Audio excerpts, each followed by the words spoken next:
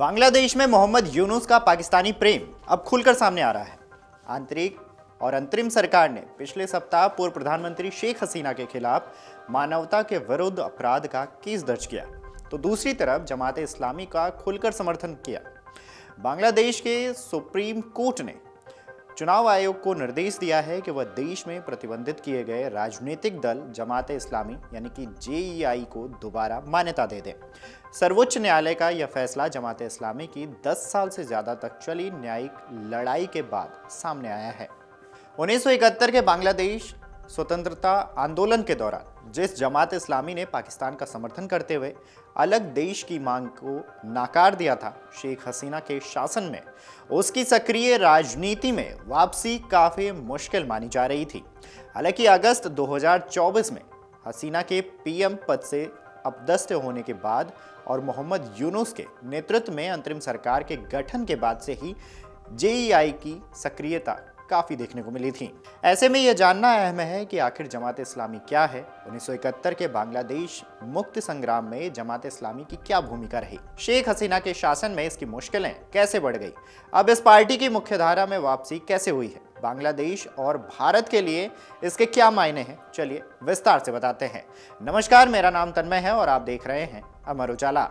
बांग्लादेश में जमात इस्लामी की वापसी हो रही है। सुप्रीम कोर्ट ने जमात इस्लामी और उसके छात्र संगठन छात्र शिविर की रजिस्ट्रेशन प्रक्रिया फिर से बहाल करने की तैयारी शुरू करवाने की इजाजत दे दी है।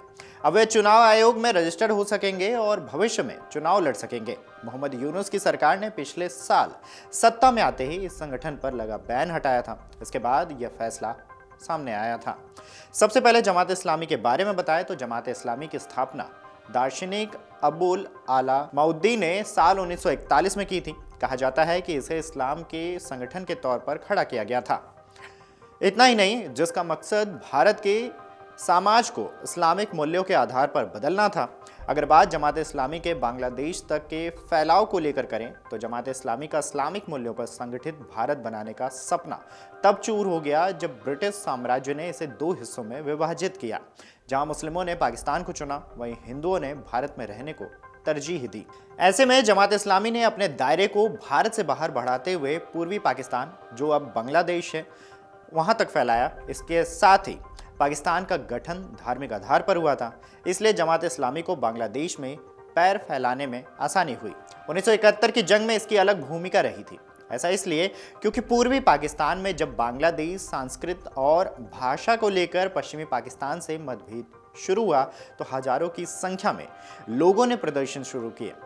इस दौरान पश्चिमी पाकिस्तान के सैन्य शासन ने बांग्लादेश में जबरदस्त जुल्म किए। हालांकि शेख मुजीबुर रहमान के नेतृत्व में पूर्वी पाकिस्तान ने भारत की मदद से पश्चिमी पाकिस्तान से आज़ादी की जंग शुरू की।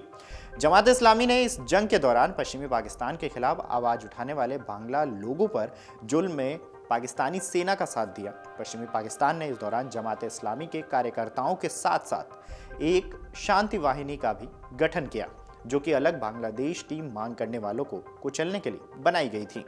आपको बता दें कि इस दौरान हजारों लोगों की हत्या की गई, सैकड़ों महिलाओं के साथ दुष्कर्म किया गया। पाकिस्तानी सेना और जेईआई कार्यकर्ताओं ने जिनकी जान ली उनमें बच्चे, विद्वान, डॉक्टर, वैज्ञानिक आदि लोग शामिल रहे थे। हजारों महिलाओं को सैन्य कैंपों में बंधक बनाकर रखा गया था। उस दौरान उन्हें पाकिस्तानी सेना के सामने मनोरंजन के लिए पेश किया गया था। अगर बांग्लादेश में जमात इस्लामी के प्रतिबंध की बात करें तो साल 1971 की जंग के बाद बांग्लादेश आज़ाद हुआ तो जमात इस्लामी के कई कार्यकर्ताओं ने जान बचाने के लिए पश्चिमी पाकिस्तान भाग गए। कई बांग्लादेश में छिपे रहे। इस दौरान बांग्लादेश के पहले प्रधानमंत्री शेख मुजीब ने धर्मनिरपेक्षता, राष्ट्रवाद, समाजवाद और लोकतंत्र को संविधान के 4 सिद्धांतों के तौर पर स्थापित किया। इतना ही नहीं, इसके साथ ही ऐसे राजनीतिक दलों पर प्रतिबंध लगा दिया जो कि धार्मिक आधार पर बने थे। ऐसे में जमात इस्लामी की राजनीतिक पार्टी के तौर पर सफर यहीं ठहर गया था। हालांकि 1975 में शेख मुजीब की हत्या और 1977 में मेजर जनरल जियाउर रहमान के सत्ता में आने के बाद जमात इस्लामी की राजनीति में वापसी तय हो गई थी। जियाउर रहमान की हत्या के बाद उनकी पत्नी खालिदा जिया ने भी जेईआई का समर्थन जारी रखा। दोनों दलों ने इस दौरान गठबंधन बनाया और सरकार में जमात के कई चेहरों को पद मिले। खबरों की माने तो जमात इस्लामी के फिर से प्रतिबंध होने का रास्ता शेख मुजीब की बेटी शेख हसीना के सत्ता में आने के बाद खुला। शेख हसीना ने 2008 के अपने चुनावी अभियान में इसे एजेंडा बना दिया और वादा किया कि चुनाव जीतने के बाद वे 1971 की जंग के युद्ध अपराधियों को सजा दिलाएंगे। बांग्लादेश के स्वतंत्रता सेनानियों और उनके परिवार ने इस वादे पर शेख हसीना का जमकर समर्थन भी किया था।